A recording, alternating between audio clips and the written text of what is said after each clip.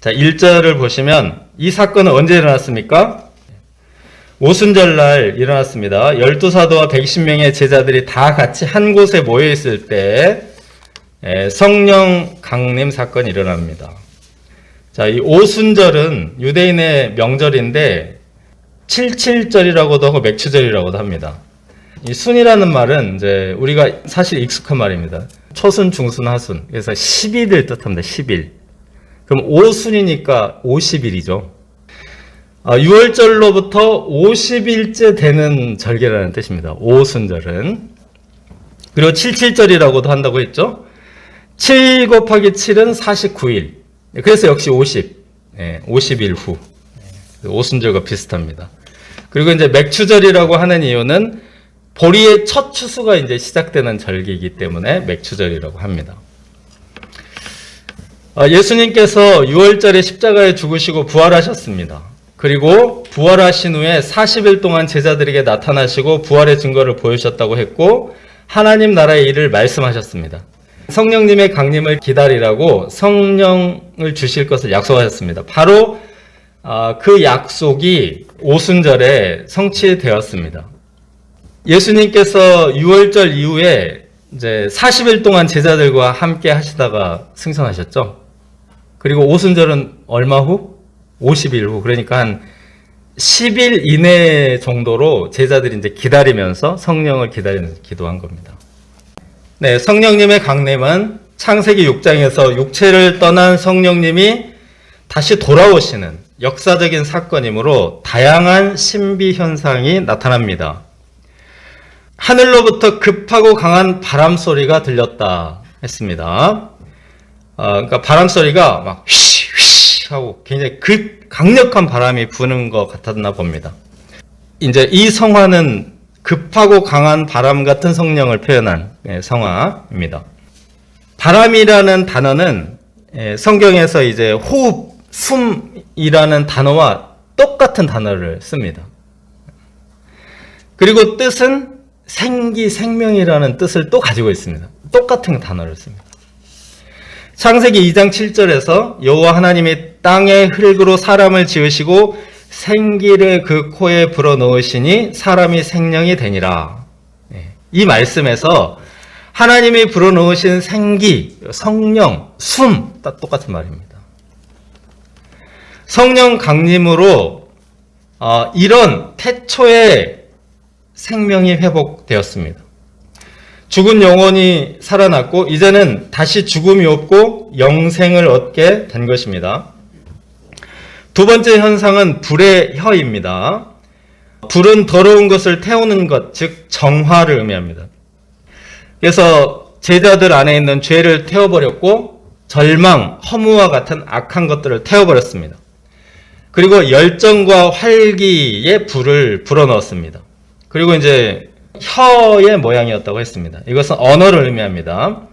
그들에게 하나님의 언어, 즉 사랑과 능력의 언어, 지혜와 명철의 언어, 축복과 소망의 언어로 말을 할 수 있게 되었습니다. 그리고 이제 각 사람 성령 강림이 매우 인격적, 개별적 현상이라는 것입니다. 이 그림은 12사도와 120인의 제자들이 한 성령을 받았는데 여기 위에 하나 있죠, 하나. 한 성령을 받았는데 인격적으로 받았다는 것입니다. 그래서 한 성령을 받고 각각 다른 언어로 말했습니다. 성령 충만함을 받은 사람에게서 나타나는 공통적인 현상이 있습니다. 성령이 말하게 하심을 따라 말한 것입니다. 여러분, 말 때문에 받는 어려움들이 많이 있습니다. 말 때문에 상처와 고통이 많죠. 악하고 추한 말을 많이 듣기 때문입니다. 그런데 성령 충만함을 받은 사도들은 그렇게 말하지 않습니다. 자기 감정대로 혹은 나쁜 의도, 악한 의도를 가지고 말하지 않습니다. 어떻게 말합니까? 성령이 말하게 하심을 따라 말합니다. 성령은 하나님의 영입니다. 우리 주 예수 그리스도의 영입니다. 하나님의 말씀은 진리의 말씀, 거룩한 말씀, 영화로운 말씀입니다. 성경에는 사랑과 위로와 축복과 비전의 말씀으로 가득합니다. 성령으로 충만하여 제자들의 언어의 클래스가 높아졌습니다. 요즘 사람들이 모이면 주로 돈 얘기를 한다고 합니다. 부동산 투자, 비트코인 투자. 인터넷에 들어가 보면 사람들은 어떻게 말합니까?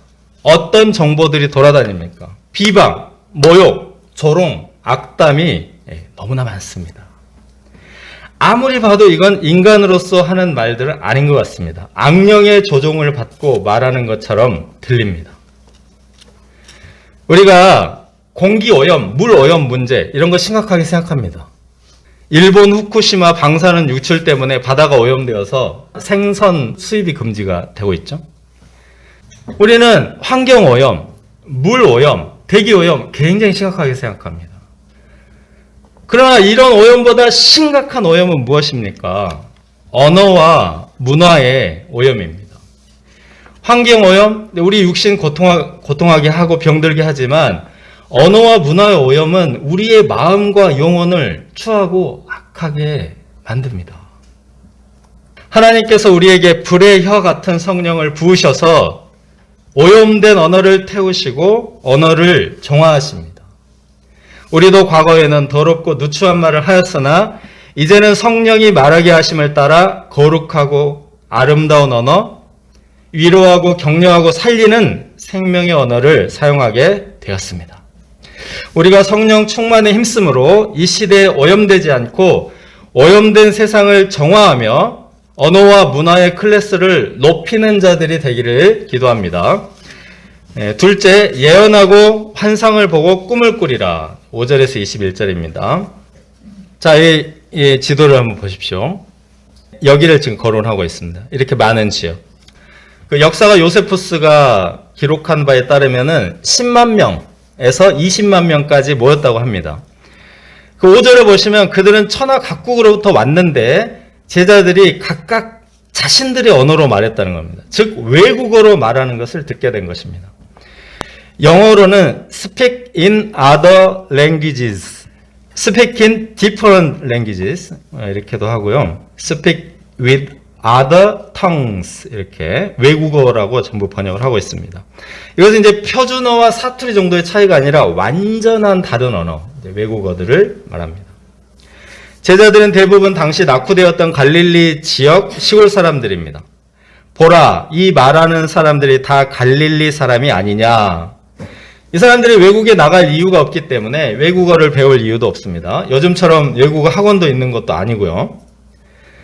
그런데 이제 11절을 보시면 그들이 매우 능숙하게 하나님의 큰 일을 말합니다. 만약 제자들이 어설픈 외국어를 썼다면 어이구 갈릴리 촌놈들이 그러면 그렇지 무시했을 것입니다. 그러나 매우 능숙하고 깊은 언어를 구사한 것이라서 6절에 보면 소동을 했고 7절에 신기하게 여겼고 12절을 보시면 다 놀라며 당황했습니다. 예. 당시 외국에서 온 유대인들이 최소 10만 명이 넘기 때문에 이 제자들이 유창한 외국어로 하나님의 큰일을 말했다. 이 사실은 아주 쉽게 검증이 됩니다. 우와, 베드로가 갑바도기아 언어로 유창하게 말하는데? 혹시 메소포타미아 언어는 어때? 와, 요한이 메소포타미아어를 완벽하게 구사하고 있어. 이게 서로 교차 검증이 된 겁니다. 너무 증인들이 많이 있어서 이 사건은 조작하거나 왜곡할 수가 없습니다. 세계 각국의 언어는 바벨탑 사건 때문에 분열된 것입니다. 바벨탑을 쌓아서 하나님을 대적하려던 인간에게 언어를 혼란시키심으로써 흩어버린 저주와 형벌이었습니다. 그들의 언어는 하나님이 없는 언어입니다. 오염되고 추하고 병든 언어와 문화인데 불의 혀 같은 성령께서 임하셔서 하나님의 큰 일을 말하는 거룩하고 아름답고 영화로운 언어가 되게 하십니다. 대부분의 사람들이 외국어로 하나님의 큰 일을 말하는 갈릴리 사람들을 보고 신기하고 놀라워했습니다. 긍정적으로 반응했습니다. 그런데 일부 사람들은 그 와중에도 세술에 취하였다고 이제 조롱하고 왜곡합니다. 그래서 사도 베드로가 이 현상을 해석을 해줍니다. 15절을 보시면 때가 제3시 오전 9시입니다. 유대인들의 시간은 우리가 더하기 6을 하면 됩니다. 그러면은 우리의 시간이 나옵니다. 3시니까 더하기 6 하면 9. 오전 9시. 그래서 술 취한 것이 아니라는 것입니다. 네, 선지자 요엘의 예언이 성취된 것입니다. 선지자 요엘을 통해서 하나님께서 약속하셨습니다. 말세에 내가 내 영을 모든 육체에 부어주리니 너희 자녀들은 예언할 것이요 너희 젊은이들은 환상을 보고 너희 늙은이들은 꿈을 꾸리라. 네, 어린 자녀들이 하나님의 말씀으로 예언합니다. 어린 자녀들의 관심은 되게 장난감, 맛있는 거 먹는 거, 게임에 관심이 많습니다. 이런 아이들에게 성령이 임하시면 하나님의 말씀을 해석하고 적용하며 깨닫는 것, 즉 예언을 한다는 것입니다. 젊은이들은 환상을 봅니다. 젊은이들은 연애하거나 화끈하고 막 익스트림한 그런 놀이들을 좋아합니다. 그런데 젊은이들에게 성령이 임하시면 하나님께서 주시는 놀라운 비전을 품게 됩니다. 그래서 그 환상을 이루기 위해서 경건하고 순결하게 자기를 지키게 됩니다. 육신의 욕망에 따라 살지 않고 새벽 이슬 같은 주의 청년들로 살아가게 됩니다. 또 늙은이들은 꿈을 꿉니다. 늙은이들은 힘도 다 빠지고 몸에 각종 병이 들어서 움직이기조차 힘이 듭니다. 미래가 없어서 꿈을 꿀 수 없습니다. 그러나 이런 육체에도 성령이 부어지면 하나님의 위대한 꿈을 꾸게 됩니다.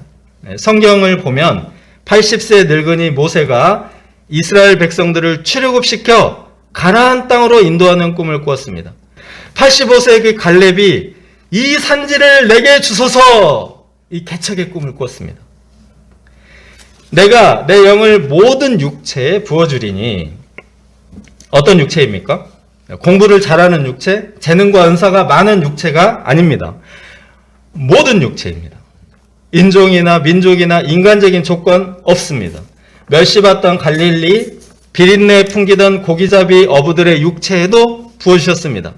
악랄한 세리, 경건하지 못한 창기의 육체에도 성령을 부으셔서 예언하고 환상을 보고 꿈을 꾸게 하셨습니다. 여러분, 나는 어떤 육체입니까? 선천적으로 외국어를 못하는 육체입니까? 몸이 말을 잘 안 듣는 육체입니까? 어떤 육체든 성령님을 선물로 부어주십니다. 우리가 성령님을 선물로 받아 하나님 안에서 예언하고 환상을 보고 꿈을 꿀 수 있기를 기도합니다.